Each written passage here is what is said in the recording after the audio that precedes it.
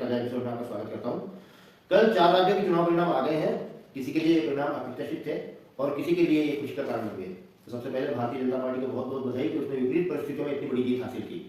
शायद किसी ने कल्पना भी नहीं की होगी कि सभी एग्जिट पोल छत्तीसगढ़ और मध्य प्रदेश में कांग्रेस को आगे मान रहे थे और राजस्थान में कांटे की टक्कर मार रहे थे, लेकिन इस तरह की जीत भारतीय जनता पार्टी ने हासिल की और कांग्रेस को जो शर्मनाक हार मिली, इस हार का आकलन अब कांग्रेस को करने के लिए उचित समय है। बीजेपी को इतनी बड़ी जीत को समझने के लिए कांग्रेस को अब तैयारी कर लेनी चाहिए। यदि कांग्रेस इस समय भी इस पर ध्यान नहीं देती है तो मुझे लगता है कि जल्दी ही कांग्रेस इतिहास बन जाएगी। जब 2014 का लोकसभा चुनाव था दोस्तों, जब 2014 का लोकसभा चुनाव था तो इसकी तैयारी भारतीय जनता पार्टी ने 2010 से चालू कर दी थी। भारतीय जनता पार्टी ने, जब नरेंद्र मोदी जो उस समय गुजरात के मुख्यमंत्री हुआ करते थे, उनका इतना महिमा मंडन किया, इतना प्रचार किया, इतना प्रसार किया कि नरेंद्र मोदी भारतीय जनमानस में पूरी तरह छा गए। उसके बाद अन्ना आंदोलन जो कि प्रायोजित था और बाबा रामदेव का आंदोलन, बाबा रामदेव का प्रचार, बाबा रामदेव का योग प्रचार, बाबा रामदेव का स्वदेशी आंदोलन, इन सब का भारतीय जनता पार्टी ने भरपूर फायदा उठाया और भारतीय जनमानस पर पूरी तरह से छा गए। दोस्तों देखा जाए तो भारतीय जनता इतनी भोली है कि उसको झूठ या सत्य कोई फर्क नहीं पड़ता। फर्क ज्यादा मायने झूठ या सत्य नहीं रखता, मायने रखता है कि उस बात को किस तरह से उनके जनमानस में बिठाया गया है। इसका सबसे बड़ा उदाहरण है राहुल गांधी का पप्पू वाला राहुल गांधी का आलू सोने वाला बयान वीडियो। उसको काट छाट के भारतीय जनता पार्टी ने भारतीय जनमानस में इस तरह पेश किया कि आज भी भारतीय जो ग्रामीण अंचल के लोग हैं वो राहुल गांधी को पप्पू मानते हैं। राहुल गांधी के लिए ये कहते हैं कि राहुल गांधी तो ये कहता है कि आलू डालो सोना निकलेगा, जबकि असलियत कुछ और थी। असलियत उन तक पहुंची भी नहीं, न पहुंचा पाने में कांग्रेस सफल हुई।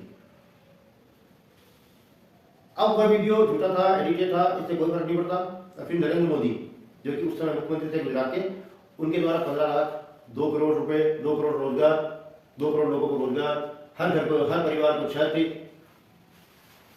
ऐसे वादे भी भारतीय जनता पार्टी के लिए बहुत ज्यादा फायदेमंद रहे। इसका प्रमुख पहलू यह है भारतीय जनता पार्टी का बूथ मैनेजमेंट।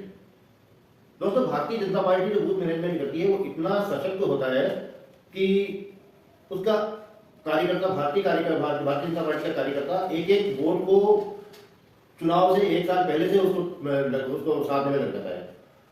दोस्तों ये अपने जो परंपरागत वोट है उसको किसी भी हालत में छिड़कने नहीं देते, जबकि कांग्रेस के पास इसकी सबसे बड़ी कमी है। और कांग्रेस के यदि देखा जाए तो कांग्रेस का जो मुख्य जो संगठन था सेवादल, आज का कोई नाम लेवा भी नहीं है, सेवादल का कोई नाम भी नहीं जानता। कांग्रेस की नई पीढ़ी को मालूम भी नहीं है सेवादल नाम की कोई संस्था होती थी, जबकि सेवादल कांग्रेस की नींव की ईंट है। सेवादल के कारण ही कांग्रेस आज इस समय इस स्थान तक पहुंच चुकी है। राजीव गांधी के समय तक सेवादल को प्रमुखता दी जाती थी और सेवादल के कार्यकर्ताओं को प्रमुखता से आगे लाया जाता था, उनकी बातें सुनी जाती थी। आज सेवादल को कोई नहीं जानता। दोस्तों मैं ज्यादा दूर की बात नहीं कर रहा, मेरे ही विधानसभा क्षेत्र की बात कर रहा हूँ। मेरे विधानसभा क्षेत्र में महेंद्र चौधरी जो पूर्व विधायक थे और राजस्थान विधानसभा में मुख्य सचेतक भी थे। दोस्तों महेंद्र चौधरी बहुत ही अच्छे व्यक्तित्व के धनी है। दूसरी बात, महेंद्र चौधरी ने क्षेत्र के विकास के लिए बहुत ज्यादा काम करवाए। जब वो विधायक बने थे पिछली विधानसभा में, तब कुचामन जो नावा विधानसभा क्षेत्र का मुख्य शहर है वो उप तहसील था और आज कुचामन सिटी जिला स्तर पर पहुंच चुकी है। जिला बन नहीं पाई है, हालांकि उसकी घोषणा की है पूर्व मुख्यमंत्री अशोक गहलोत ने, लेकिन वो उस स्तर पर पहुंच चुका है कि अब कभी भी जिला घोषणा हो चुकी है तो जिला बनेगा भी। ये महेंद्र चौधरी के काम थे। उसके अलावा उन्होंने शिक्षा के क्षेत्र में कई कॉलेज, सड़क और चिकित्सा के क्षेत्र में हॉस्पिटल को जिला स्तर का बनाना, ट्रॉमा सेंटर, ब्लड बैंक वगैरह सारे काम करवाए, लेकिन फिर भी वो हार गए, चुनाव हार गए। इसका मुख्य कारण क्या रहा? मुख्य कारण यह रहा कि कांग्रेस का जो बीजेपी का जो मुख्य जो वोट बैंक था कुमावत, कांग्रेस ने उनको साथ में लगे रहे और धीरे धीरे वो उस वोट बैंक को साथ नहीं पाए। साथ क्यों नहीं पाए? क्योंकि बीजेपी का शिकंजा उन पर इतना ज्यादा कड़ा था कि कुमावत ये सोच भी नहीं पाए कि वो कांग्रेस को वोट दे या नहीं दे। तो बीजेपी का यहाँ पे बहुत बड़ी सफलता रही। दूसरी बात, महेंद्र चौधरी के आसपास जो लोग मंडराते रहते थे, जो उनके कार्यकर्ता थे, जो उनके मुख्य कार्यकर्ता थे, वो लोग अपनी महेंद्र चौधरी की बात को आम जनता तक पहुंचाने में असफल रहे।